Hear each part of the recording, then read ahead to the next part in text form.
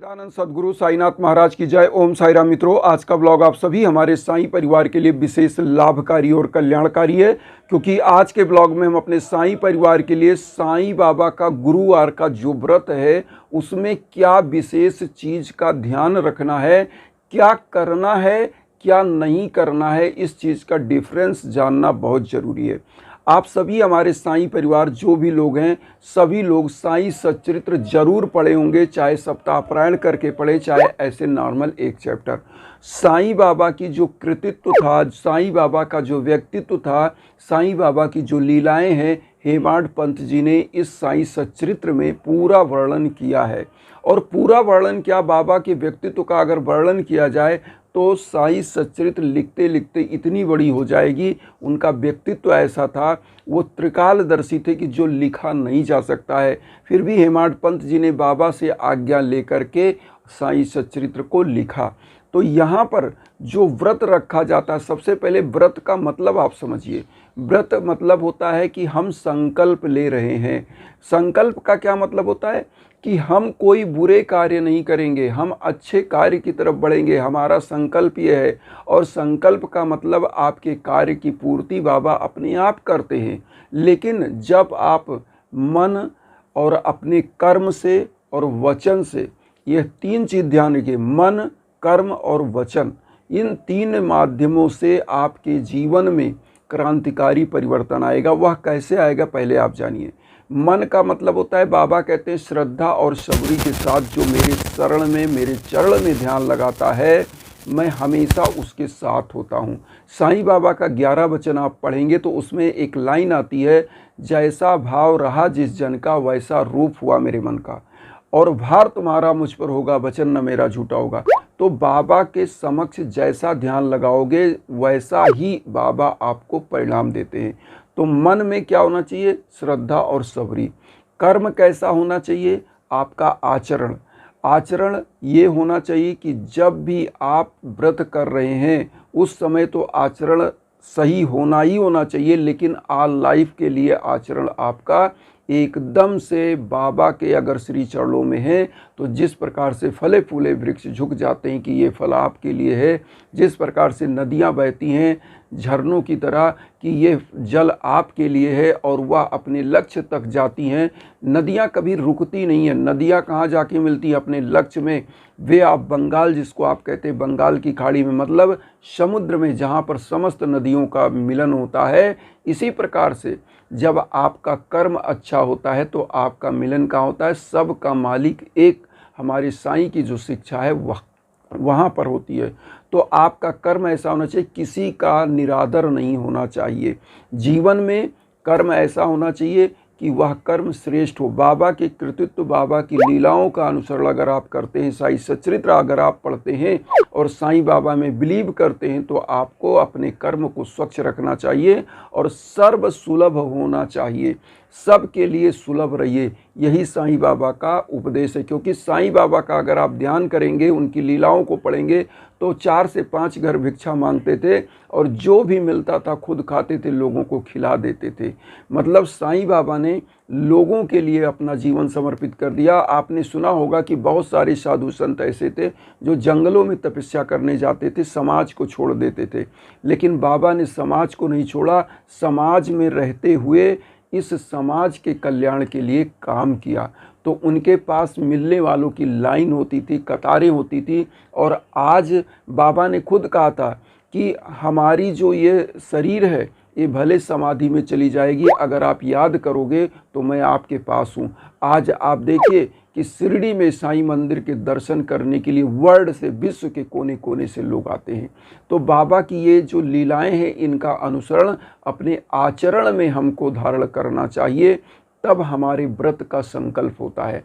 अब यहाँ पर आता है कि मन, क्रम, वचन। वचन ऐसा होना चाहिए, आपकी वाणी ऐसी होनी चाहिए कि आपकी वाणी से किसी को कष्ट ना पहुँचे। पहला नंबर, जैसे कोई आपके घर मेहमान आया, कोई जानवर आया, कोई जीवात्मा आई, आप पूजा में बैठे कहीं भी बिजी है, तो अगर वह आया है तो वह प्रभु के प्रभु के वजह से ही वह आपके दरवाजे पर आया है, ऐसा सोचना चाहिए। क्योंकि कोई भी जीव जंतु अगर आपके दरवाजे को देख रहा है तो किसी लालसा से देख रहा है कि इस स्वामी के घर से मुझे 2 निवाला मिलेगा। इसका मतलब होता है कि आपको उस जीव का आदर करना चाहिए, आपके पास जो है उसको देना चाहिए। हमने बहुत सारे ऐसे घरों को देखा जहाँ पर गाय होती है, वो आके अगर आपकी गाय एक दिन रोटी पा गई तो दूसरे दिन भी वह खड़ी होकर देखती है।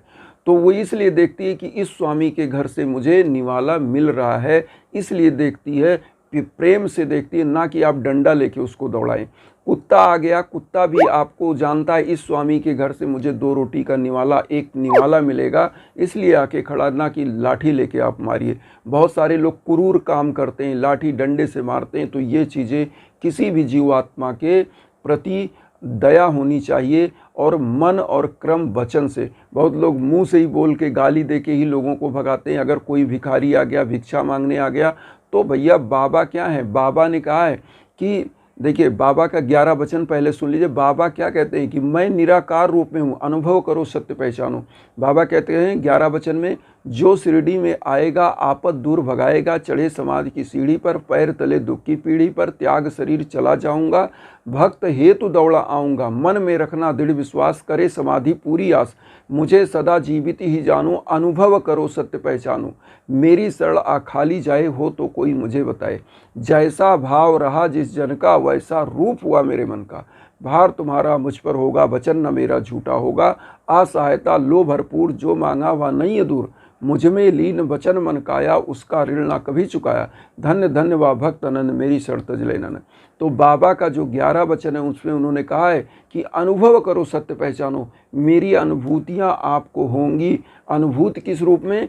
जैसे कोई मेहमान आ गया, कोई भिखारी आ गया, कोई जीवात्मा आपके दरवाजे पर आ रही है, तो अनुभव करो कि उसमें बाबा का अंश है, भगवान का अंश है, और आपके घर में जो एक रोटी है उसका भी हिस्सा बनता है।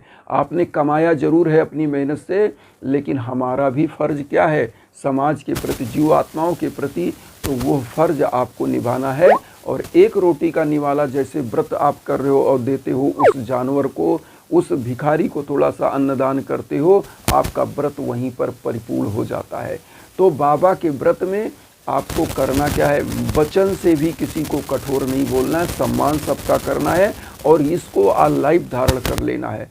आप कभी निर्धनता पर नहीं जाओगे, कभी आपके जीवन में कष्ट नहीं आएगा, क्योंकि जो व्यक्ति मन क्रम वचन में हमेशा पवित्रता रखता है वह व्यक्ति कभी निर्धन हो नहीं सकता। और व्रत का मतलब है कि यज्ञ, याजन, दान, दक्षिणा हमेशा करते रहना, इसी का मतलब होता है व्रत। और जब आप सत्यता को धारण करके चलते हैं तभी व्रत पूर्ण होता है। अब यहाँ होता क्या है, रख रहे हैं व्रत, लेकिन मन में क्या है, लोगों के प्रति बेईमानी करना, लोगों को ठगना, लोगों को जो है चूतिया बनाना, बेवकूफ़ बनाना, ये सब कार्य व्रत के लिए नहीं होते हैं। ऐसे में व्रत का संकल्प कभी पूरा नहीं होता है। बहुत सारे लोग ऐसा कहते हैं कि गुरुदेव हमारा व्रत हमने रखा और हमारा व्रत पूरा नहीं हुआ। मैं साईं सच्चरित्र का 16 नंबर चैप्टर आप पढ़ लीजिएगा। एक ऐसे जो है महान सेठ थे जो कि पैसा खूब कमा लिए, नौकर चाकर खूब हो गए, बंगले उनके खूब बड़े बड़े। वह एक बार उनके मन में आया कि सब कुछ मेरे पास है, मैं बाबा से जाके ब्रह्म दर्शन ले लूँ, ब्रह्म दर्शन कर लूँ।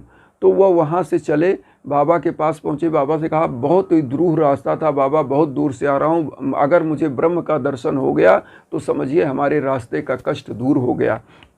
बाबा ने उनका परीक्षण शुरू किया, कहा बैठिए हम बिल्कुल ब्रह्म का दर्शन आपको कराएंगे। बाबा ने उनका परीक्षण शुरू किया। एक छोटे से बालक को एक सेठ के यहाँ 5 रुपये मांगने के लिए भेजा, और जो सेठ यहाँ सामने बैठे थे, जो ब्रह्म ज्ञान लेने आए थे, उनके टेट में 5 रुपये के 50 गुना नोट उनके टेट में था। लेकिन उन्होंने नहीं सोचा कि बाबा 5 रुपये के लिए व्यग्र हैं, क्यों ना हम निकाल के दे दें। बाबा ने दूसरे सेठ के यहाँ भेजा, तो वो बच्चा बोला कि उसका भी बंद है। फिर वो सेठ जो आया था बाबा से ब्रह्म दर्शन लेने, ब्रह्म ज्ञान लेने, वो बोला कि बाबा जल्दी करिए, मुझे ज्ञान दीजिए वरना मेरा लेट हो जाएगा, मुझे लौटना है। बाबा ने कहा पहले जो टेट में ब्रह्म रखे हो उसको निकालो, तब ब्रह्म का दर्शन होगा। आपका ही परीक्षण चल रहा था। तो आप समझ सकते हैं कि जहाँ कहीं मोह लालच आपके व्याप्त हो जाता है, बहुत सारे लोग क्या होता है कि बाबा का व्रत रख रहे हैं, मेरा तो पूरा नहीं हुआ, कि मतलब जब तक मेरा मतलब है तब तक बाबा है, मतलब निकल गया बाबा को भूल गया। तो मतलब नहीं होना चाहिए, निस्वार्थ भाव से जुड़िए और निश्चित रूप से ब्रह्म क्या, आपको समस्त चीज़ों का ज्ञान, समस्त चीज़ें आपके कदमों में होंगी, क्योंकि बाबा अगर आप एक मांगते हो तो लाखों देते हैं। लेकिन आपकी श्रद्धा, आपका आचरण, आपकी सबरी पर बाबा का विशेष ध्यान होता है। और जो व्यक्ति कष्ट में होता है, ये न सोचे कि बाबा उसके साथ नहीं है, बाबा आपकी हो सकता है परीक्षा ले रहे हों। तो यह भाव सोच करके आपको बाबा का व्रत रखना चाहिए। व्रत का मतलब होता है आपका संकल्प, और संकल्प जब सही है तो निश्चित रूप से उसकी मनोकामना पूर्ति होती ही होती है। और इन्हीं भावनाओं के साथ एक चीज़ और कहेंगे कि जब भी जीवन में आपके कष्ट हो, दुख हो, तो आपको यज्ञ याजन हवन जरूर कराना चाहिए। मैं बार बार यह बोलता हूँ, क्योंकि जीवन में जो भी व्यक्ति, कहा गया है कि सबसे बड़ी चीज़ होती है कि सुत दारा और लक्ष्मी पापी घर भी होए, संत समागम हरि कथा तुलसी दुर्लभ दोए। तो जो दूध पूत लक्ष्मी तो पापियों के घर भी होती हैं, लेकिन संतों का समागम, हरि की कथा, किसी किसी के यज्ञ याजन किसी किसी के बस की बात होती है। तो यज्ञ याजन के लिए आपके नाम और गोत्र पर संकल्प होकर, मंत्रों का जाप होकर इसमें हवन होता है। वह हवन कराने के लिए अगर आप चाहते हैं तो हमारे इंस्टाग्राम पर संपर्क करें। और एक चीज़ का निवेदन यह है कि वसुधैव कुटुंबकम की जो भावना हम लेकर चल रहे हैं, उसमें आप सभी लोग चैनल को सब्सक्राइब करके अपना आशीर्वाद दीजिए। उन साईं भक्तों तक वीडियो को जरूर शेयर करिए जो किन्हीं कारणों से कष्ट में, दुख में। इसी भावना के साथ ओम साई राम।